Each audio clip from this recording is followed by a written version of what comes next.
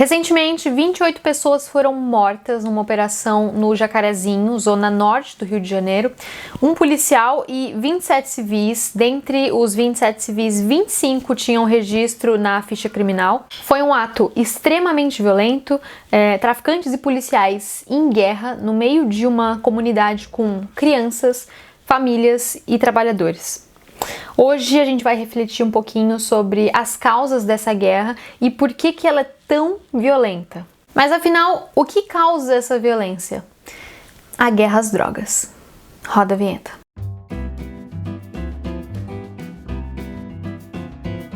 Bom, hoje eu vou falar de um tema polêmico e eu queria te pedir para, antes de você emitir qualquer opinião, por favor, assista o vídeo inteiro. Como eu vi que vocês sempre pedem fontes e dados, eu vou deixar todas elas aqui na descrição, aqui embaixo, tá bom?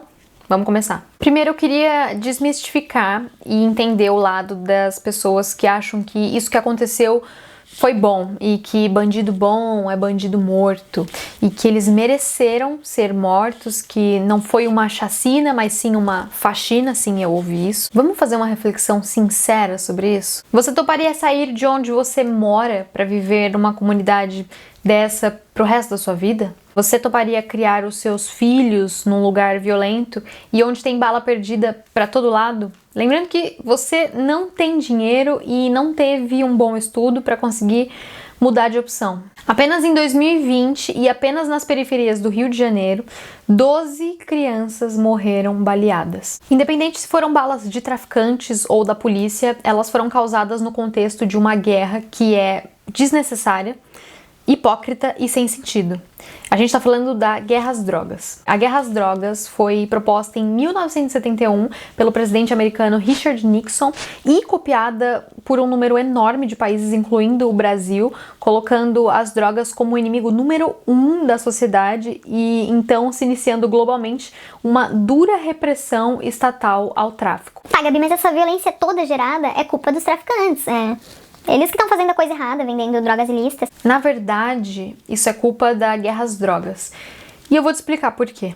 E sim, isso tem tudo a ver com a economia. A guerra às drogas é uma guerra que já dura 50 anos e existem 3 grandes motivos baseados em evidências para ela ser um grande fracasso. Motivo número 1. Em 5 décadas, a guerra às drogas não conseguiu erradicar o consumo de substâncias ilícitas no Brasil. Dados de apreensão de drogas no Brasil, disponibilizadas pela Polícia Federal, mostram que o número cada vez mais elevado de maconha e cocaína apreendidas evidencia que as drogas continuam sendo ofertadas nas ruas e aumentam ano após ano. Um estudo da Fiocruz de 2017 revelou que pelo menos 5 milhões de brasileiros com domicílio já usaram alguma droga ilícita nos últimos 12 meses. Dá pra ver que é muito fácil ter acesso a drogas ilícitas, né? A proibição dessas drogas só dificulta um pouquinho o acesso a elas. Qualquer pessoa, hoje em dia, consegue ter um fácil acesso a qualquer tipo de droga ilícita. Motivo número 2. A guerra às drogas desperdiça bilhões de reais encarcerando traficantes pequenos e irrelevantes. O Brasil tem a 3ª maior população carcerária do mundo, perde apenas para os Estados Unidos e para a China. Com 720 mil presos, 25% deles são por tráfico de entorpecentes ilícitos, a maioria com um número muito pequeno de droga. De acordo com um estudo da Consultoria Legislativa da Câmara dos Deputados, o encarceramento por tráfico representa um custo anual de 5 bilhões de reais.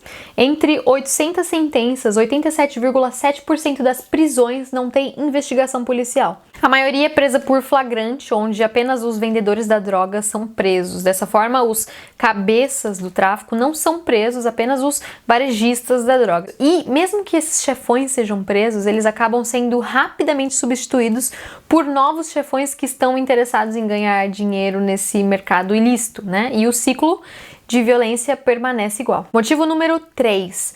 A guerra às drogas mata muito mais do que as próprias drogas. O número de mortes por overdose no Brasil é extremamente baixo comparado com outros países. Eu não sei se vocês sabem, mas o Brasil tem o maior número de homicídios no mundo, com 57.956 mortos em 2018. E as taxas mais altas, elas estão concentradas no norte e no nordeste por conta de disputas sangrentas por rotas internacionais de drogas. O PCC e o Comando Vermelho, as duas maiores facções criminosas do Brasil, elas só existem porque o tráfico de drogas financia as suas atividades. O tráfico de drogas só existe porque é um mercado ilegal. A violência não é causada pelas drogas, mas sim pela sua proibição. Uma prova histórica desse argumento, a Lei Seca americana, acho que muito conhecida, que de 1920 a 1933 proibiu a comercialização do álcool no país, causando um crescimento exponencial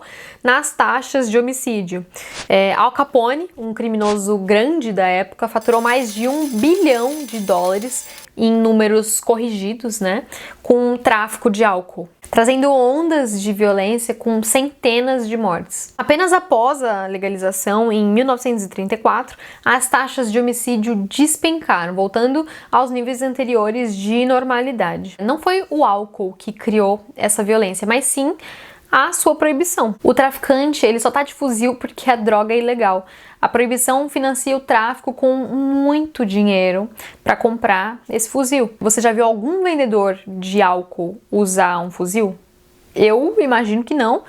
Isso porque o álcool, ele é legalizado. O combate às drogas no Brasil, ele é intensificado na redução de oferta dessas drogas. Mas o que acontece quando você intensifica o combate dessas drogas? Vamos lá, primeiro a gente vai analisar a oferta e demanda das drogas. A demanda por drogas, ela é inelástica. O que é uma demanda inelástica? Quando existe essa busca e apreensão e proibição de drogas, por exemplo, você aumenta o preço numa taxa muito maior do que a redução do consumo dessas drogas. Por isso que é uma demanda inelástica. As pessoas, independentemente da alteração do preço, elas não vão deixar de consumir drogas facilmente. Por isso que ela é uma demanda inelástica. É igual remédio. Se você aumenta o preço do remédio, a pessoa que precisa daquele remédio para viver, ela não vai deixar de comprar aquele remédio mesmo ele estando mais caro, porque ela precisa daquele remédio. Quando o preço aumenta, a demanda por esse produto, ela varia muito pouco, porque as pessoas geralmente ou precisam desse produto para viver ou são viciadas. Tá, agora que a gente já viu todos esses dados e a gente viu também que a guerra às drogas, ela não funciona, como é que a gente pode resolver esse problema? Primeira opção, a gente mantém a proibição com a vantagem de que dificulta um pouco o acesso às drogas e a desvantagem de violência, homicídio, corrupção, mortes de inocentes de periferia e desperdício de dinheiro público com essas prisões e repressão policial nas favelas. Ou a gente parte para a segunda opção, que é a regulamentação do uso, produção e comercialização dessas drogas, com a vantagem de quebrar o monopólio do crime organizado, gerando uma redução de violência absurda junto com a redução de despesas públicas e arrecadação de bilhões em impostos. A desvantagem dessa segunda opção seria o possível aumento do consumo problemático, a dependência e os danos à saúde causados por essas drogas. Tá, Gabi, mas qual deveria ser o caminho pra gente acabar com essa guerra às drogas? A proibição, onde a gente continua com a violência resultante dessa guerra, matando diversos inocentes, ou a legalização, que vai reduzir essa violência coletiva sob o risco de aumentar o consumo individual problemático. Gente, nunca haverá uma política perfeita, então o caminho é tentarmos escolher a opção que nos apresenta mais vantagens. O que é menos danoso para a sociedade? Bom, na minha opinião, um Estado que pretende regular os hábitos de uma população, ele será sempre um Estado autoritário. O sujeito tem o direito de se autolesionar, tatuagem, piercing, de se arriscar, esporte, automobilismo, de lutar ferozmente até fazer o adversário desmaiar, de comer alimentos claramente gordurosos e perigosos à saúde. Enfim, É evidente, portanto, que o indivíduo deve ter o direito de autogestão farmacológica, ou seja, de poder gerir a si mesmo e de fazer as suas próprias escolhas a partir de uma relação responsável de todas as substâncias que já existem no mundo hoje. Você quer comer fast food gorduroso todo dia? Come, a vida é tua. Você quer beber álcool? Bebe, mas se você machucar alguém, você vai ser preso pelo crime de ter machucado alguém. Os Estados Unidos, o país que inventou a guerra às drogas, já está desinventando.